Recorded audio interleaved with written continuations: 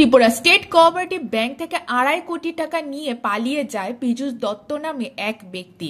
ঘটনার বিবরণে জানা যায়, আগরতলা শহরে ছোট বড় মাঝারি ব্যবসায়ীদের কাছ থেকে প্রতিদিন কারোর কাছ থেকে 500 তো কারোর কাছ থেকে 1000, আবার কারোর কাছ থেকে 2000 টাকা নিয়ে যেত স্টেট কোঅপারেটিভ ব্যাংকের এজেন্ট পীযূষ দত্ত সহ ওনার স্ত্রী সোমা দত্ত।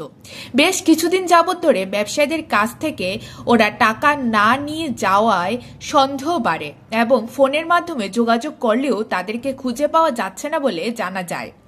ব্যাংকে গিয়ে পরবর্তী সময়ে খোঁজ নিয়ে দেখা যায়, ব্যবসায়ীদের কাছ থেকে যে রোজ টাকা সংগ্রহ করত সেই টাকা নাকি জমাই পড়েনি।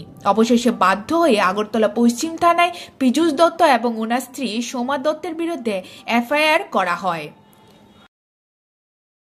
আমাদের স্টেট কোঅপারেটিভ ব্যাংক লেকচুমনি ব্রাঞ্চের এক এজেন্ট আমাদের থেকে আজকে অনেক বছর পর্যন্ত টাকা উড়াইতো এবং টাকা বছর শেষে আবার দিয়ে দিত। কিন্তু এইবার 1 বছর পর্যন্ত অ্যাকাউন্ট আছে, টাকা জমা দেয় না। ব্যাংকে খবর নিয়ে দেখলাম যে টাকা নাই।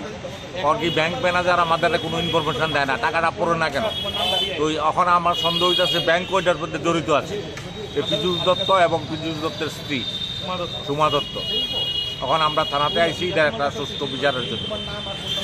আপনার কত টাকা ছিল? আমার 3.5 লাখ, 2টা অ্যাকাউন্টে। কোনো রসিদও দেয় না? সব 6 টাকা রয়ে গেছে। কত টাকা করে নিত আপনার? আমার একটা অ্যাকাউন্টে 500 ডেলি আর একটা অ্যাকাউন্টে 1000 ডেলি। মানে ফোন করে যোগাযোগ করে পাইছেন না? আজকে 3 দিন 4 দিন পর্যন্ত টাকা নেয় না। এবার খবর লই আমরা ব্যাংকে গিয়ে দেখি অ্যাকাউন্ট খালি, অ্যাকাউন্টে 1 টাকাও দেয় না আপনাদের অ্যাকাউন্টে। হ্যাঁ। পুলিশ কি কইছে? আইছে পুলিশ কইছে ওর ব্যাংকের লোক পাঠাইবো, ব্যাংকের লোক পাঠাইয়া তারা জিজ্ঞাসা করবো, এরপরে যেটা। Bureau report, জনদর্পণ।